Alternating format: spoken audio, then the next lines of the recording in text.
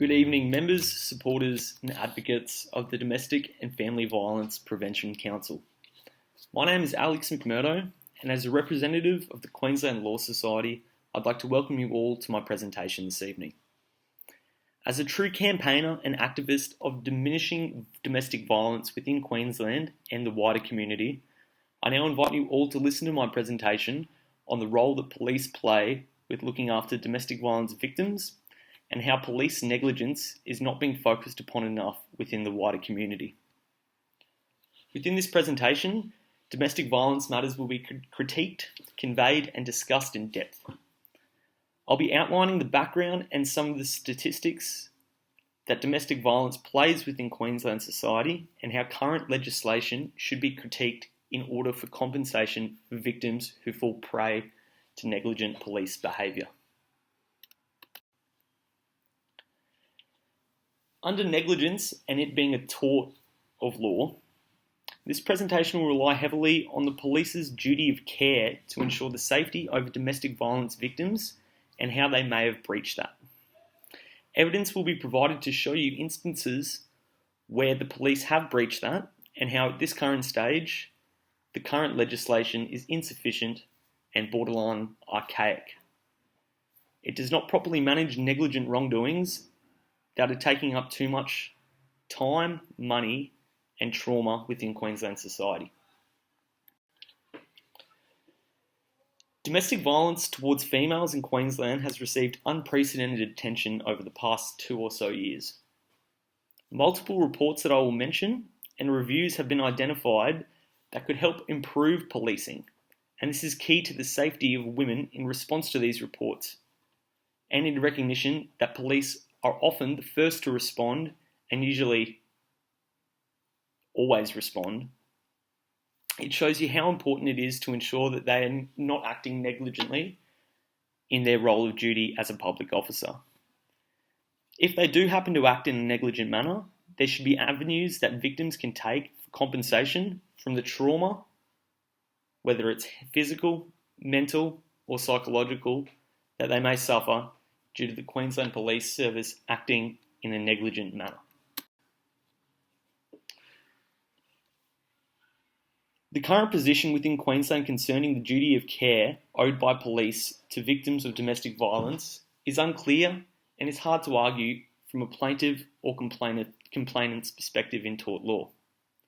I will now begin to get into the context and background surrounding the facts, figures, and statistics surrounding domestic violence and how the police may not have acted in a manner that was professional and therefore could be arguably negligent.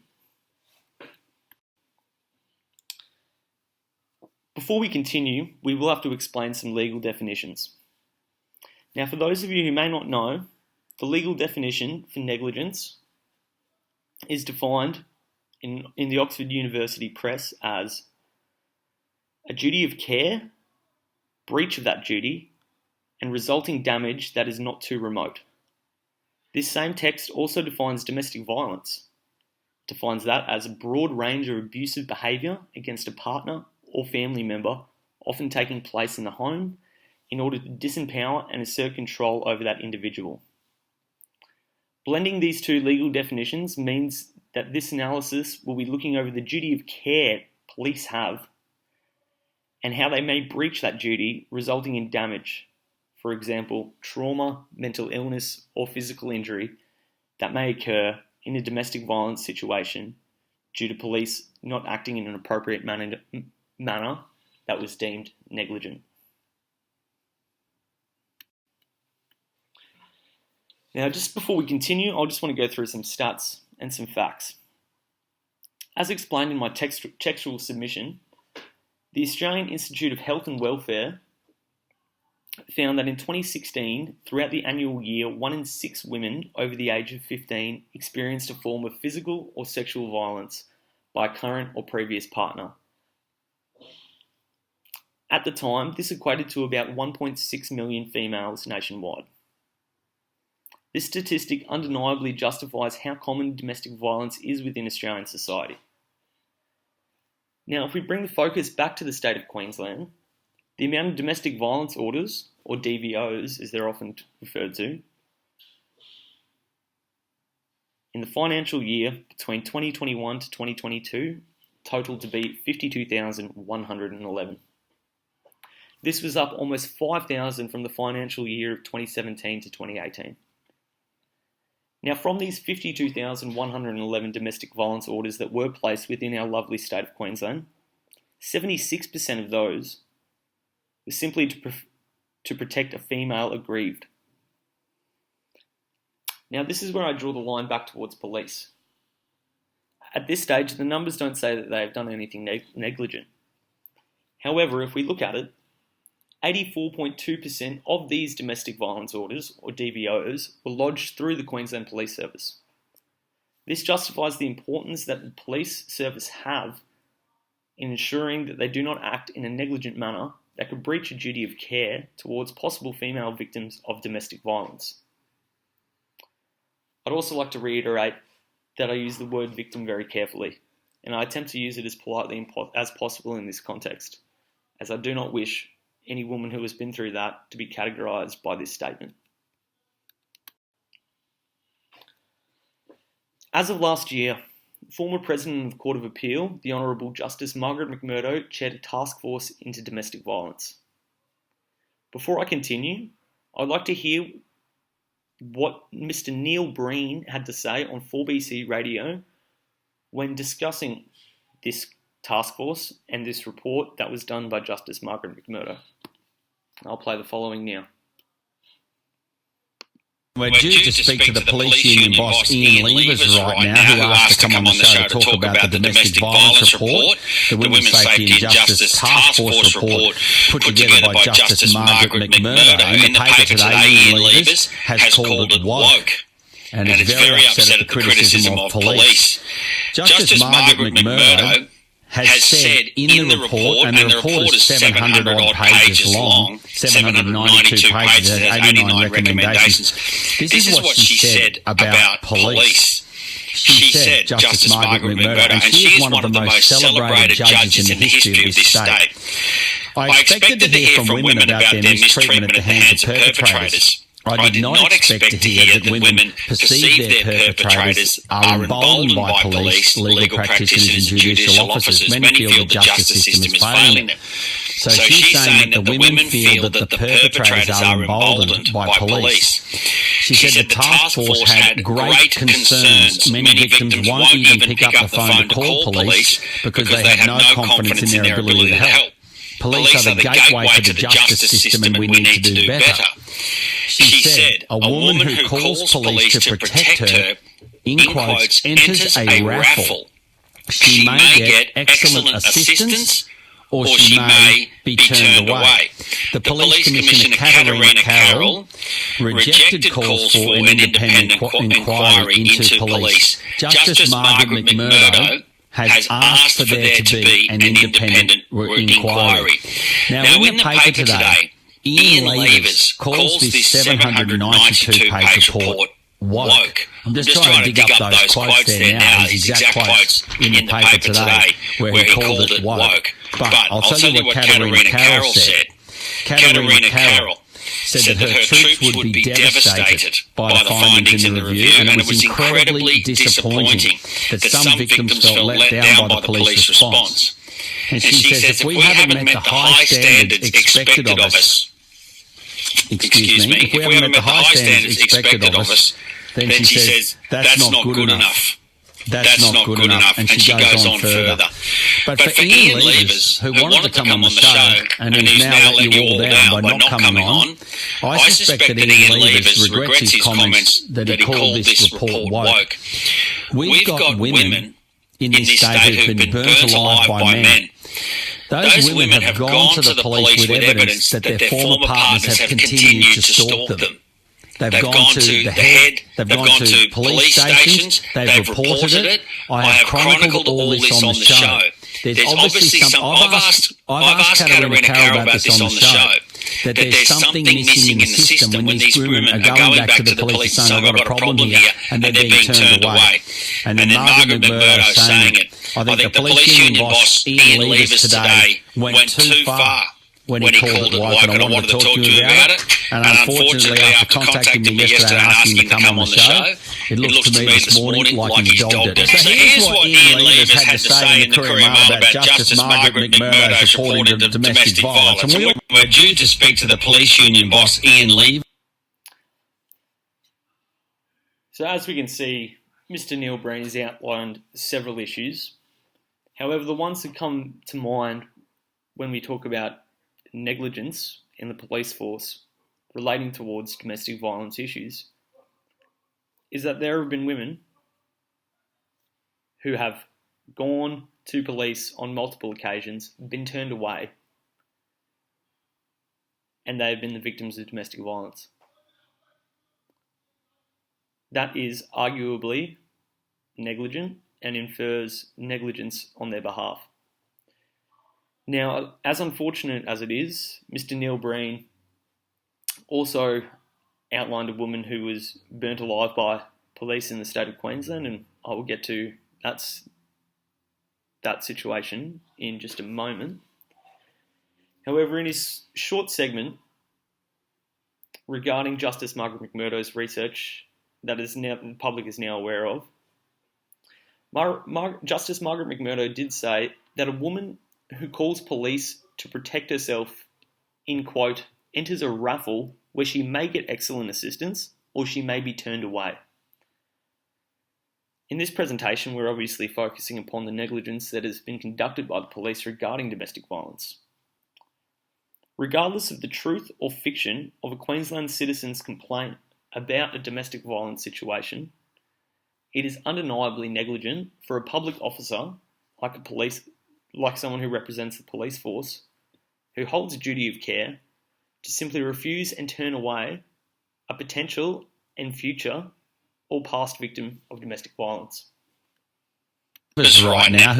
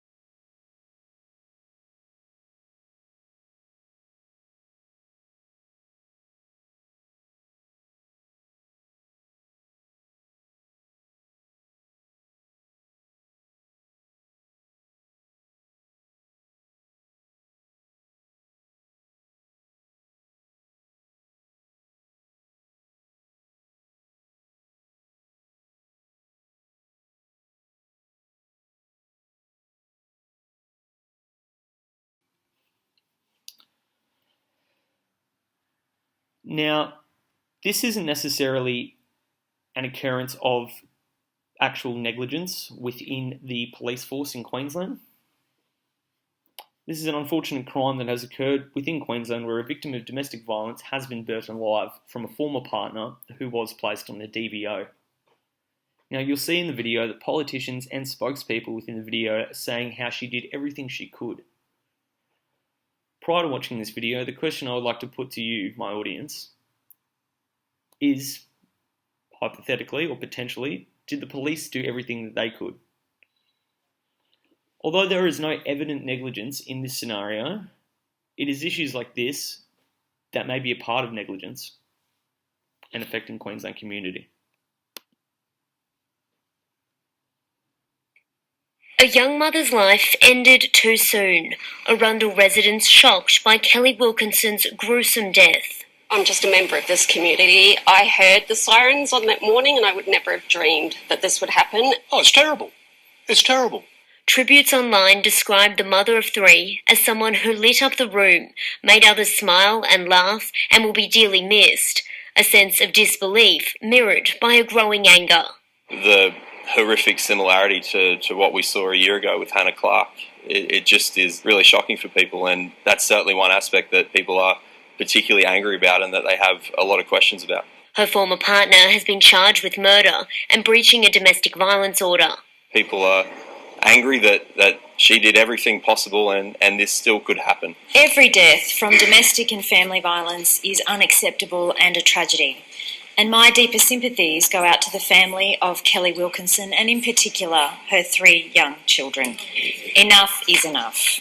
The principal of the children's school wrote to families saying he was shocked and saddened by the death of a parent in the school community. Forensic officers spent a second day collecting evidence at Ms Wilkinson's home. A post-mortem examination was also due to be carried out today, but the full pathology results could take months. 34-year-old Brian Earl Johnston didn't appear in court this morning, but was remanded in custody.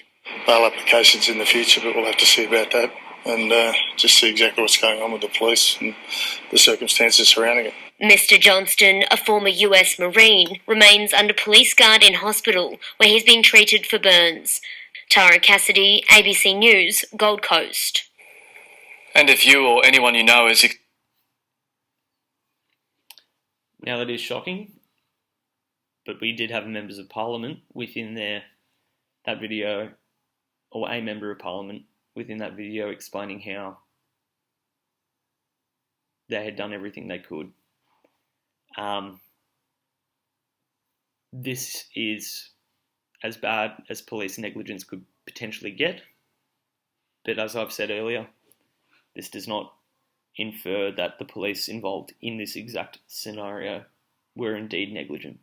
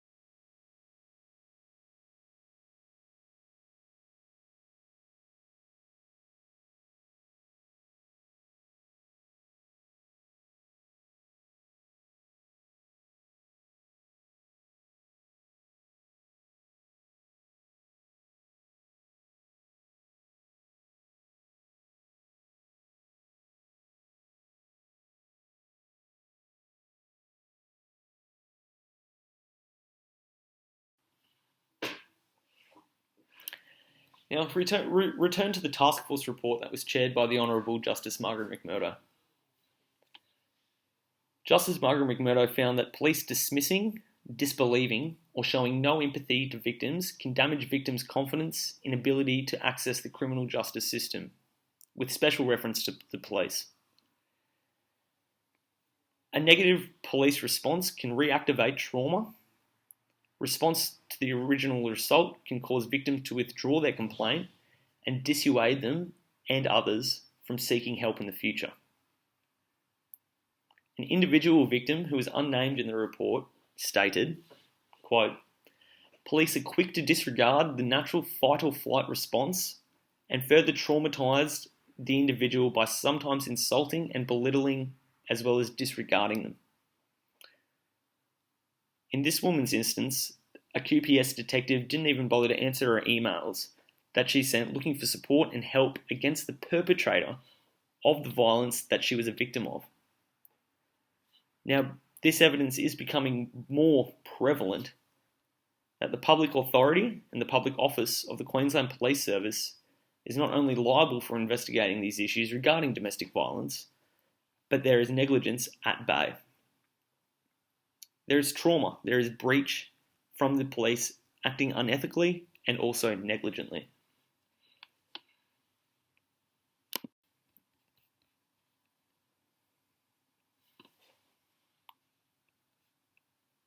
Under current law, if a person suffers negligently caused physical harm for which another is held liable, the person may recover damages for mental harm.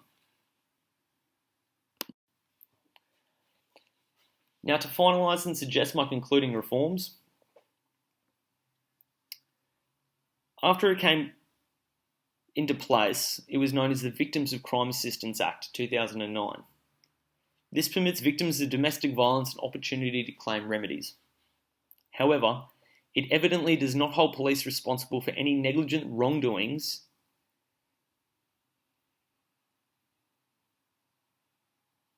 This is where reform must and hopefully will occur due to the promotion that this presentation will have.